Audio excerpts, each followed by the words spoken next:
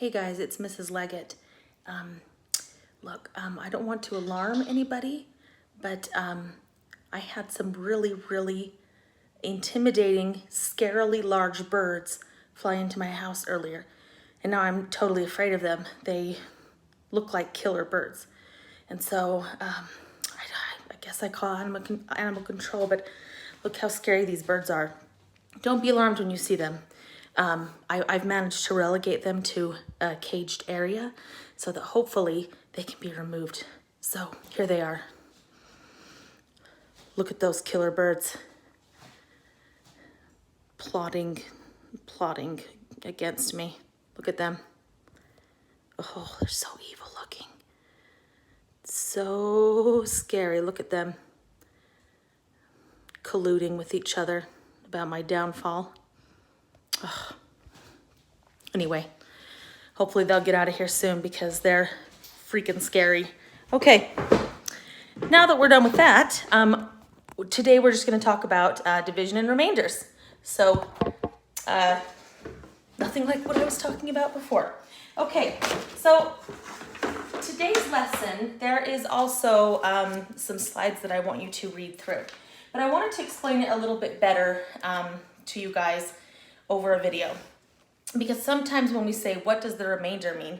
You're thinking, duh, I already know. It just means that there is a leftover number, a little leftover number that can't be divided anymore. So it's just left over. But sometimes, depending on what the question is asking you, you need to read the question very carefully because you might get an answer wrong on the test. And I will show you why in just a second. So, I did on the Google quiz today, there are a few examples. I'm going to do a few more for you right now.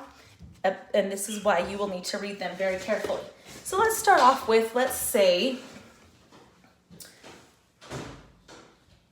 that Mrs. Leggett's class, we are going to go on a field trip and we're going to take cars, okay?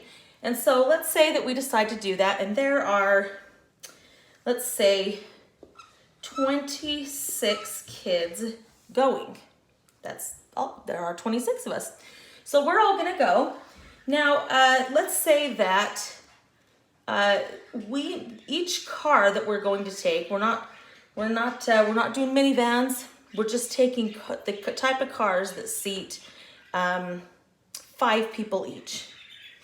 And this is probably a bad example because none of you can drive, but we're for the time being, we're just gonna say 26 of us, and we can only fit 5 in each car, okay? So that means we need to figure out how many cars we're going to take.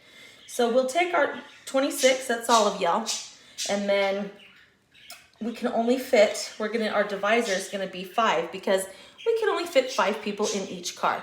So now this number here, what's that number going to be? That's what we want to know.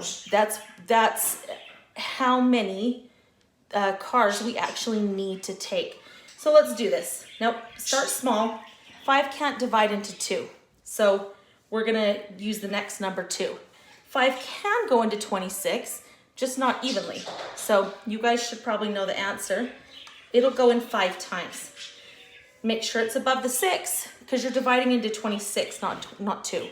So now in our steps, divide, now we multiply. 5 times 5 is 25.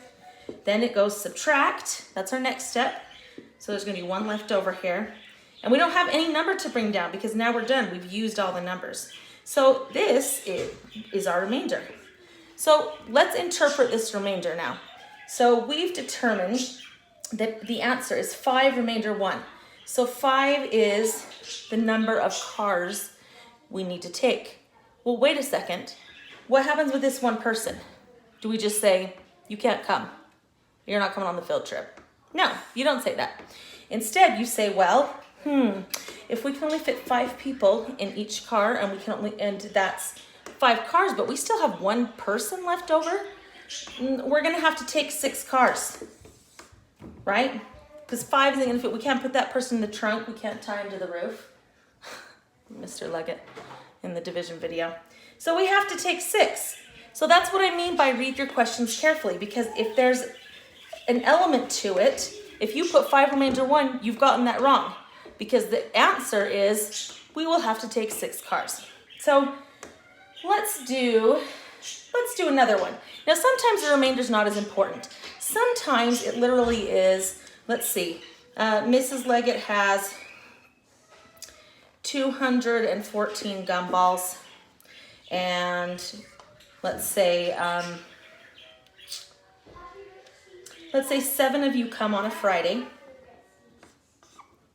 and I'm gonna split up all 214 gumballs amongst 7 of you. So this number up here is going to be what? How many gumballs you each will get. So let's try it. Now 7 cannot go into 2, so we're gonna take in the next number. 7 can go into 21 3 times. So remember, the 3 has to go above the 1, because you're not dividing into 2, you're dividing into 21. So what's the next step? Divide, multiply. 7 times 3 is 21. Now when I subtract those, I have a 0. And then bring down, I still have one more number I have to use. So now it's 7 into 4, okay? Now, I'm not just gonna say 3 remainder 4, I'm not done yet. Remember how if you're dividing the divisor into this number here, if it's too small, that's when we put a 0.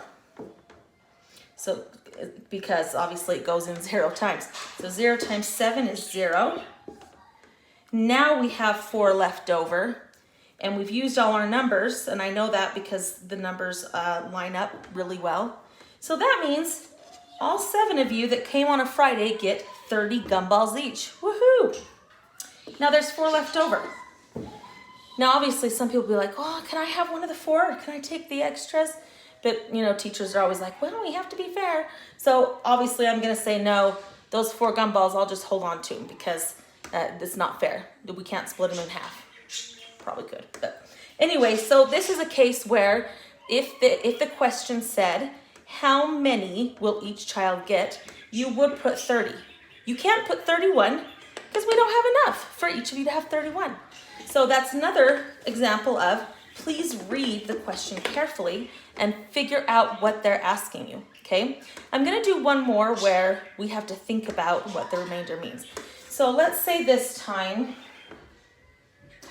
I think I did a camping one. I think I did a camping one on the quiz. So we'll do a camping one because that works out well. So let's say that all the people in Mrs. Hickenlooper's orchestra, they are all going to go camping, okay? And so kids and adults, everybody together, let's say that number is 58. So 58 people are going camping. That probably really would never happen, but just for the sake of the problem, this is what we're going with. So 58 people camping, kids and adults. So now we have to know how many tents to bring, right? We have to know how many tents to bring. So we happen to know that every single tent can fit 7 people.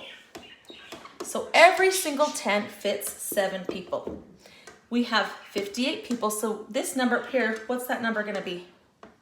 What are we looking for up here? That number is going to be how many tents we have to bring then, okay? That's what we need to know.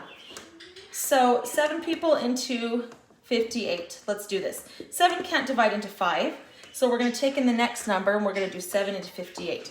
Well, I know my multiplication facts and I happen to know that 7 times 8 is the closest one. Remember, I put it above the 8 because I'm not dividing 7 into 5, I'm dividing 7 into 8. So now the next step is multiply. 8 times 7 is 56. And then my next step is subtract, and I'm gonna get 2 here. And then the next step is bring down, but we don't have a number to bring down, so we're done. So this is the remainder. Now, if in your answer you say, well, it's 8, we gotta have 8 tenths. Well, what happens to these 2 people?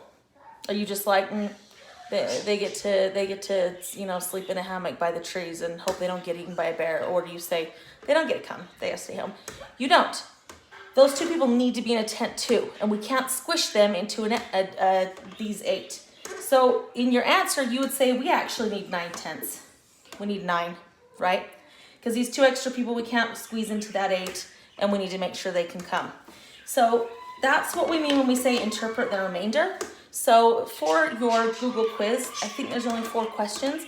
You have to solve them, answer the questions, and hopefully they make sense. And then tomorrow we're going to do a test review, and I think we might do a Kahoot, maybe, for fun. So I will see you guys tomorrow, and have a good day. Bye.